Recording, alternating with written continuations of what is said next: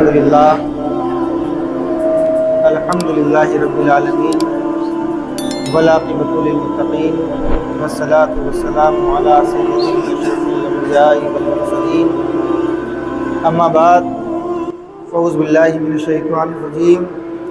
بسم اللہ الرحمن الرحیم یا ایھا الذین آمنوا کتب علیکم الصیام کما کتب علی الذین من قبلکم لعلکم تتقون آمنت باللہ صدق اللہ مولانا العظیم وصدق رسولہ النبی الامین المتین المختار الکریم ونحن علی ذلک لمن الشاہدین والشاکرین آمین آمین والحمدللہ رب العالمین۔ آئیے ہم اور آپ سب سے پہلے اپنے اور ساری کائنات عالم کے مرکز عقیدت حضور سید کائنات ارواحنا فدا جناب محمد رسول اللہ صلی اللہ علیہ وسلم کی پیاری بارگاہ میں عقیدت اور محبت کے ساتھ جی لگا کر ہدیہ درود پیش کیجیے۔ اللہم صلی علی سیدنا شفیعنا و مولانا محمد وعلی آل سیدنا شفیعنا و مولانا محمد جد الحسن والحسین نبی الامی والہ المدار ابن البدیع الکریم و ابن الکریم صلاۃ و سلاما علیک یا سیدی یا حبیبی یا رسول اللہ صلی اللہ علیہ وسلم۔ بے زباں کو جب وہ زباں دیتا ہے تو پڑھنے کے لیے اپنے بندوں کو قرآن دیتا ہے۔ بے زباں کو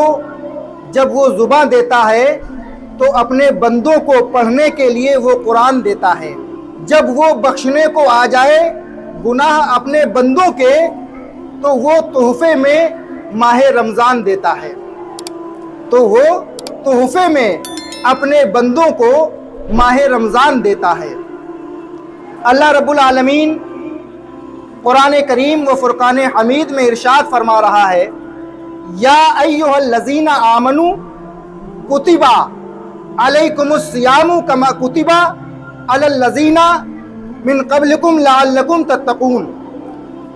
اے ایمان والو، تمہارے اوپر روزے فرض کیے گئے جیسا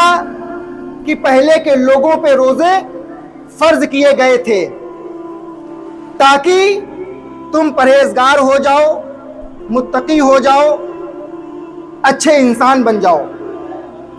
یہ اعلان خداوندی ہے، یہ اللہ کا فرمان ہے۔ پیغمبر اسلام جناب محمد رسول اللہ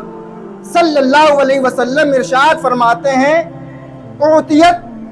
امتی فی شہر رمضان لخمسہ لم یؤتہن نبی قبلی۔ پیغمبر اسلام ارشاد فرما رہے ہیں، اعطیت امتی فی شہر رمضان۔ اللہ رب العالمین نے اپنے بندوں کو اور پیغمبر اسلام جناب محمد رسول اللہ صلی اللہ علیہ وسلم کی امت کو لخمسہ 5 چیزیں عطا فرمائی ہیں، 5 تحفے عطا فرمائے ہیں، اور ایسا تحفہ اس سے پہلے کی نبیوں کو، امتوں کو وہ تحفہ حاصل نہیں تھا۔ یہ کتنے بڑے کمال کی بات ہے، اور یہ امت محمد رسول اللہ صلی اللہ علیہ وسلم کے لیے یہ معراج ہے۔ معراج ہے کہ اللہ رب العزت نے وہ تحفہ عطا فرمایا ہے جو اس سے پہلے جو تمام انبیاء سابقین گزرے ہیں، 1,24,000 کم و بیش انبیاء علیہ السلام روئے زمین پہ مبعوث ہوئے، لیکن اللہ رب العالمین نے ان کی امتوں کو وہ تحفہ عطا نہیں فرمایا جو تحفہ ہمارے اور آپ کے آقا جناب محمد رسول اللہ صلی اللہ علیہ وسلم کو عطا فرمایا۔ پہلا تحفہ کیا ہے کہ اللہ کے نبی صلی اللہ علیہ وسلم ارشاد فرما رہے ہیں کہ جب رمضان کا چاند نکلتا ہے اور جب پہلی رات ہوتی ہے تو اللہ رب العالمین اپنے پیارے بندوں کو، رسول کائنات امام الانبیاء جناب محمد رسول اللہ صلی اللہ علیہ وسلم کی امت کو رحمت کی نگاہ سے دیکھتا ہے، رحمت کی نگاہ سے دیکھتا ہے۔ اور جب اللہ رب العزت ارشاد فرماتا ہے، پیغمبر اسلام ارشاد فرماتے ہیں کہ جب اللہ رب العالمین اپنے بندے کو، رسول کائنات صلی اللہ علیہ وسلم کے امتیوں کو جب وہ رحمت کی نگاہ سے دیکھتا ہے تو ان کو کبھی عذاب عطا نہیں فرمائے گا، کبھی ان کو عذاب نہیں دے گا۔ اور دوسرا یہ کہ جب انسان تراویح کے لیے کھڑا ہوتا ہے، تراویح کا اہتمام کرتا ہے، قرآن کو سنتا ہے، رکوع اور سجود کرتا ہے اور خشوع اور خضوع کے ساتھ پڑھتا ہے، اور جب صبح سحری کرتا ہے، اور جب وہ روزہ رکھتا ہے، اور عصر مغرب کے درمیان جب معدہ خالی ہوتا ہے، بھوک کا عالم ہوتا ہے، تو اللہ رب العزت ارشاد فرماتا ہے اس کے منہ سے جو بو آتی ہے، اس کے منہ سے جو خوشبو آتی ہے، وہ خوشبو ہمیں مشک عنبر سے زیادہ محبوب ہے۔ مشک اور عنبر سے زیادہ اللہ رب العزت کو روزدار کے منہ کی خوشبو محبوب ہے، خوشبو پسند ہے۔ اور تیسرا جو تحفہ اللہ رب العالمین نے اپنے بندوں کو دیا ہے، اس آخری امت کو دیا ہے، کہ وہ یہ ہے کہ روزدار تو تم ہو، روزدار تو ہم ہیں اور آپ ہیں، اور رسول اللہ صلی اللہ علیہ وسلم کی امت روزے سے ہے، اور ملائکہ فرشتے رات اور دن اللہ کے نبی صلی اللہ علیہ وسلم ارشاد فرما رہے ہیں کہ وہ روزداروں کے لیے مغفرت کی دعائیں کرتے ہیں۔ اب ہمارے اور آپ کے لیے روزہ ہم رکھیں، اور پیغمبر اسلام ارشاد فرما رہے ہیں کہ ملائکہ اور فرشتوں کو اللہ رب العالمین حکم دیتا ہے کہ تم روزداروں کے لیے مغفرت کی دعا کرو۔ اور چوتھا جو تحفہ اللہ رب العالمین نے اپنے بندوں کو دیا ہے، اس آخری امت کو دیا ہے، کہ اللہ رب العالمین ارشاد فرما رہا ہے کہ جنت کو حکم دیتا ہے کہ سنور جاؤ، سج جاؤ، تیار ہو جاؤ، ہمارے بندے اور رسول کائنات صلی اللہ علیہ وسلم کی آخری امت روزے سے ہے۔ اگر اس حالت میں کسی کا انتقال ہوتا ہے اور وہ دنیا سے جاتا ہے تو اللہ رب العالمین اسے جنت عطا فرماتا ہے۔ اور آخری پانچواں تحفہ جو اللہ رب العالمین نے اپنے بندوں کو عطا فرمایا، رسول کائنات صلی اللہ علیہ وسلم کی آخری امت کو عطا فرمایا ہے، وہ تحفہ یہ ہے کہ رمضان جب اختتام پہ پہنچتا ہے، رمضان کا مہینہ جب مکمل ہوتا ہے، جب آخری رات ہوتی ہے، بندہ جب روزے سے ہوتا ہے، روزے کی حالت میں ہوتا ہے، اللہ کی بارگاہ میں دعائیں کرتا ہے، اپنے گناہوں کی معافی اور تلافی کرتا ہے، تو اللہ رب العالمین اس کے تمام گناہوں کو معاف کر دیتا ہے، اور وہ بندہ ایسا ہو جاتا ہے جیسا کہ ماں کے پیٹ سے آج پیدا ہوا، سارے گناہ اس کے ختم کر دیے جاتے ہیں۔ تو یہ 5 تحفے اللہ رب العالمین نے اپنے بندوں کو اور رسول کائنات صلی اللہ علیہ وسلم کی امت کو عطا کیے۔ آج اگر ہم اور آپ ذرا سی بیماری کی وجہ سے، ذرا سی کھانسی آنے کی وجہ سے، ذرا سے ہلکے ٹریٹمنٹ یا دوا کی وجہ سے اگر ہم روزہ نہیں رکھتے ہیں تو یہ ہم بڑے گھاٹے اور خسارے میں ہیں، یہ ہماری کوتاہی ہے، یہ ہماری غلطی ہے کہ اگر جب رب العالمین،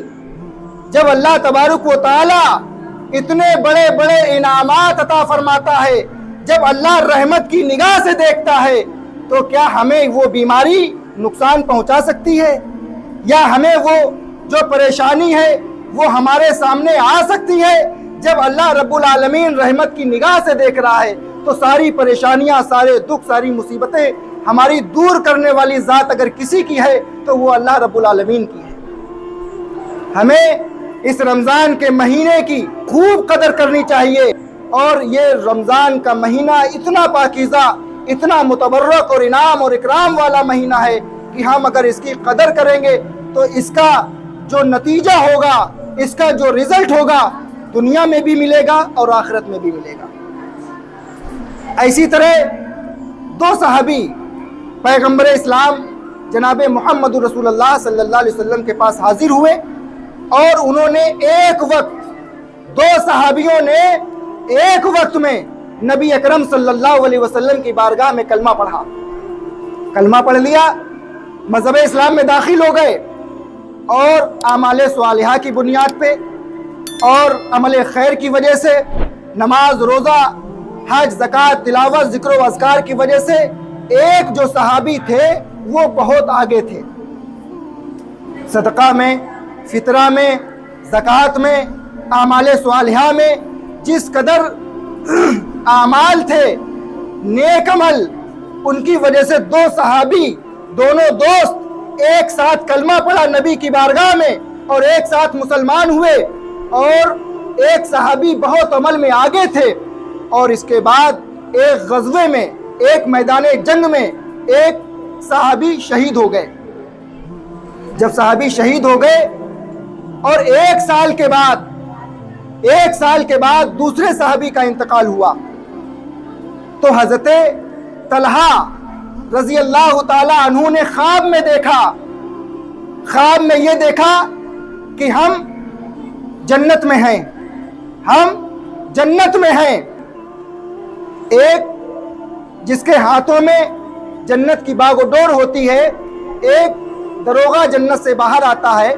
ایک فرشتہ جنت سے باہر آتا ہے، اور جس صحابی کا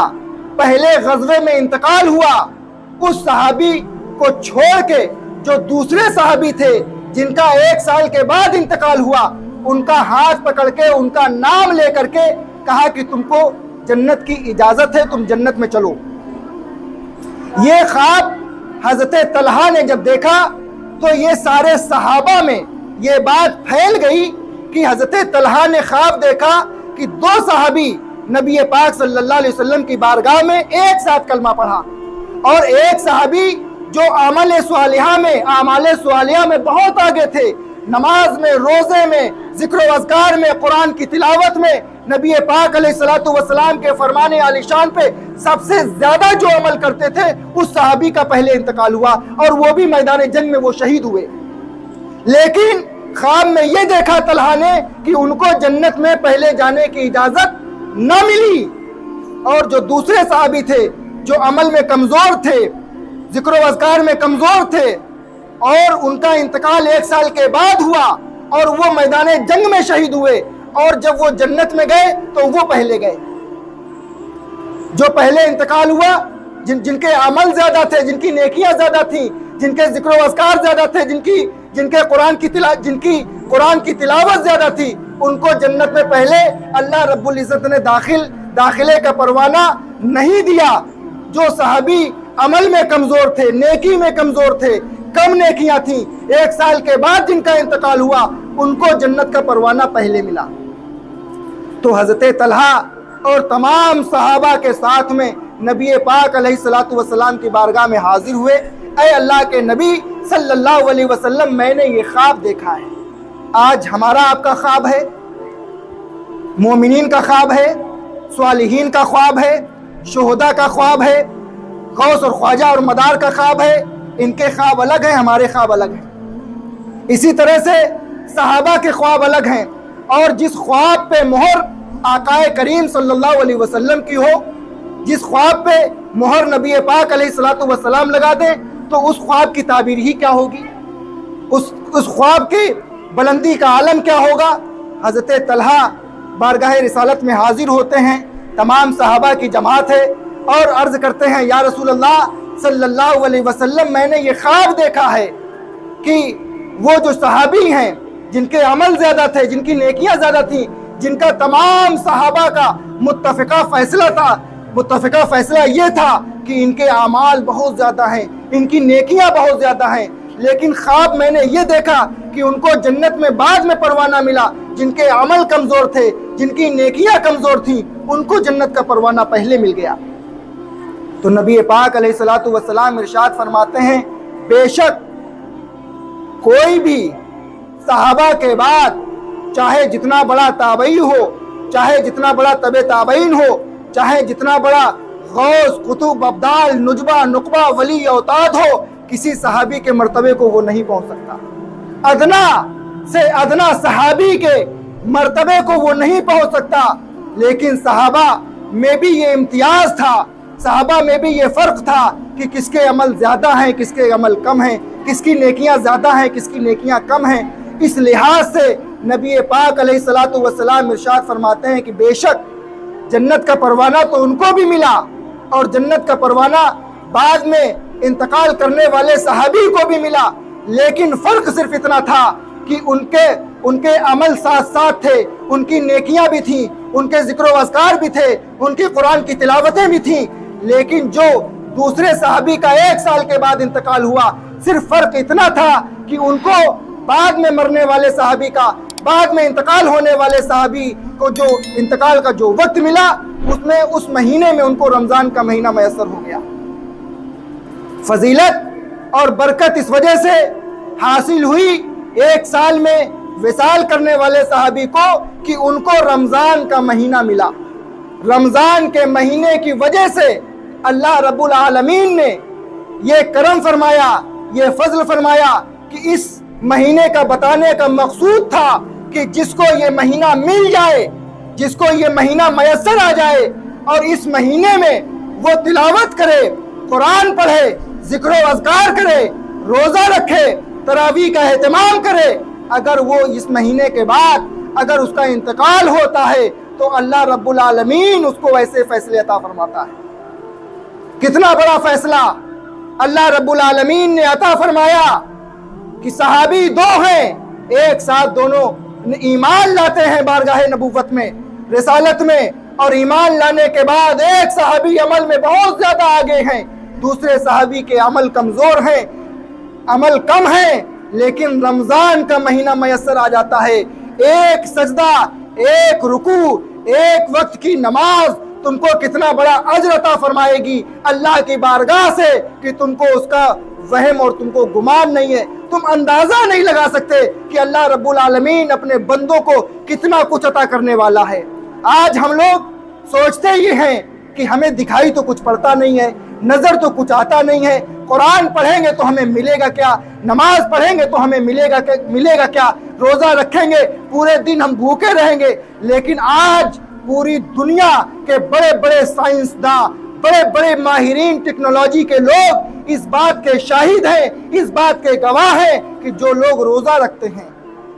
سحری کے فوائد بیان کرتے ہیں، روزہ رکھنے کے فوائد بیان کرتے ہیں، وضو کرنے کے فوائد بیان کرتے ہیں، سجدہ کرنے کے فوائد بیان کرتے ہیں، رکوع اور قیام اور جلسے میں بیٹھنے کے فوائد بیان کرتے ہیں کہ تم کو ڈاکٹری اعتبار سے اگر کوئی برین میں پرابلم ہے، کوئی ہارٹ میں پرابلم ہے، کوئی لیور میں پرابلم ہے، کوئی باڈی میں ویکنس اور کمزوری ہے، اگر تم روزہ رکھو گے تو آقا کریم رؤوف الرحیم جناب محمد رسول اللہ صلی اللہ علیہ وسلم کا یہ فرمان عالی شان ہے، اگر تمہارے مائنڈ میں کوئی خرابی ہے، ڈاکٹری ٹریٹمنٹ چلتا ہے، لیور میں سوجن ہے، لیور میں کمزوری ہے، تو روزہ رکھنے کی وجہ سے اللہ رب العالمین ان کو درست کر دیتا ہے۔ آج دنیا کے بڑے بڑے سائنسداں جو غیر مسلم ہیں، جن کا اسلام سے کوئی تعلق نہیں ہے، لیکن جب وہ مذہب اسلام کی ریسرچ کرتے ہیں، قرآن پڑھتے ہیں، قرآن کا ترجمہ پڑھتے ہیں، رمضان کے روزے کی فضیلت دیکھتے ہیں، پیغمبر اسلام کا حکم سنتے ہیں اور وہ خود روزہ رکھتے ہیں، اور روزہ رکھنے کے بعد وہ ریسرچ کرتے ہیں، پھر اپنی بلڈ کی جانچ لیتے ہیں، پھر اپنی سونوگرافی کراتے ہیں، پھر وہ جانچ کرتے ہیں تو جو بیماری ان کے اندر ہوتی ہے وہ درست ہو جاتی ہے۔ ایسے ہی نہیں، دنیا کے بڑے سے بڑے سائنسداں، بڑے سے بڑے دنیا کے ٹیکنالوجی کے جو ماہرین لوگ ہیں، وہ جب مذہب اسلام کی مخالفت نہیں کرتے ہیں، البتہ مسلمان کی تو مخالفت کی جا سکتی ہے کیونکہ مسلمان کے اندر، انسان کے اندر تو کمیاں ہو سکتی ہیں، لیکن جو دین اللہ رب العالمین نے دنیا کے اندر مبعوث فرمایا ہے، جو دین اللہ رب العزت نے ہمیں عطا کیا ہے، وہ دین بے مثل و بے مثال ہے، اس کے اندر کوئی خامی نہ کل تھی، نہ آج ہے اور نہ صبح قیامت تک رہے گی۔ جو دین، جو قرآن، جو اسلام، جو پیغمبر اسلام کے فرامین اور جو نبی پاک علیہ الصلوۃ والسلام کا حکم اللہ رب العالمین نے ہمیں عطا کیا ہے، اس میں کوئی شک و شبہ نہیں ہے، اس میں کوئی شک و شبہ نہیں ہے، اس لیے کہ اللہ رب العالمین کو جو یہ دین پاک محمد رسول اللہ صلی اللہ علیہ وسلم ہے، یہ دین ان الدین عند اللہ اسلام، جو تمام دنیا کے اندر مذاہب ہیں، جو دنیا کے اندر تمام کلچرز اور تہذیبیں ہیں، لیکن ان کو اللہ رب العالمین نے پیدا نہیں کیا ہے۔ اس دین پاک محمد رسول اللہ صلی اللہ علیہ وسلم کو تو اللہ نے پیدا کیا ہے۔ یہ دین تو اللہ کا دین ہے، یہ اسلام تو اللہ کا اسلام ہے، یہ قرآن تو اللہ کی کتاب ہے، اور پیغمبر اسلام جناب محمد رسول اللہ صلی اللہ علیہ وسلم کو اللہ رب العالمین نے خاتم النبیین بنا کر کے دنیا کے اندر مبعوث فرمایا ہے۔ ہمارا اور آپ کا ایمان یہ ہے کہ ہم پیغمبر اسلام آخری نبی اور ختم نبوت کے ہم لوگ پروانے ہیں، نبی پاک علیہ الصلوۃ والسلام کو آخری نبی مانتے ہیں۔ اب ان کے بعد دنیا میں کوئی نبی تشریف نہیں لائے گا، آخری نبی ہیں، آخری حکم ہے، آخری کتاب کلام اللہ ہے، آخری کتاب قرآن حکیم ہے جو دنیا کے تمام لوگوں کے لیے ہدایت کی کتاب ہے۔ اللہ رب العالمین نے قرآن پاک میں ارشاد فرمایا شہر رمضان الذی انزل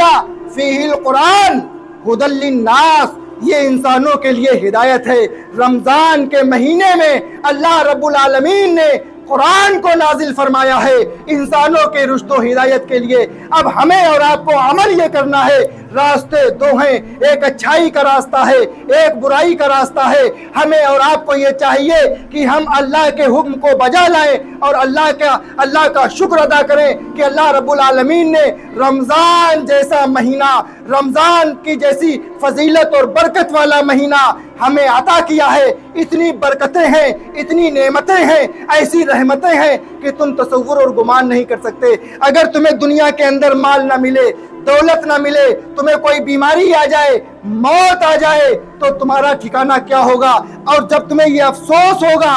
افسوس یہ ہوگا کاش ہم ایک رمضان کا روزہ رکھ لیتے، کاش ہم قرآن کی تلاوت کر لیتے۔ اللہ رب العالمین نے قرآن پاک میں، حدیث پاک میں تمہارے لیے بڑی خوشخبریاں عطا فرمائی ہیں، بڑی نعمتوں کا ذکر کیا ہے۔ اگر ایک وقت کی نماز پڑھتے ہو تو اللہ رب العالمین 70 گنا ثواب بڑھا رہا ہے، 70 گنا ثواب بڑھا رہا ہے۔ ایک ایک لفظ پہ 70 گنا تم کو نیکیاں تمہارے نامہ اعمال میں لکھی جا رہی ہیں۔ پھر بھی اگر ہم اللہ کا ذکر نہ کریں، پھر بھی اگر ہم قرآن نہ پڑھیں، پھر بھی اگر ہم نمازیں نہ پڑھیں تو یہ ہماری اپنی کوتاہی ہے، یہ ہماری اپنی غلطی ہے، یہ ہمارے نصیبے کی کمزوری ہے، یہ ہمارے ایمان کی کمزوری ہے کہ اللہ رب العالمین نے ہمیں رمضان جیسا مہینہ عطا کیا ہے، اس رمضان کی ہم قدر نہ کر سکیں۔ جس طرح سے انسان غریب ہو جاتا ہے، فقیر ہو جاتا ہے، غریب محتاج ہو جاتا ہے، پہلے اللہ رب العالمین اس کو تمنگری عطا فرماتا ہے، مالداری عطا فرماتا ہے،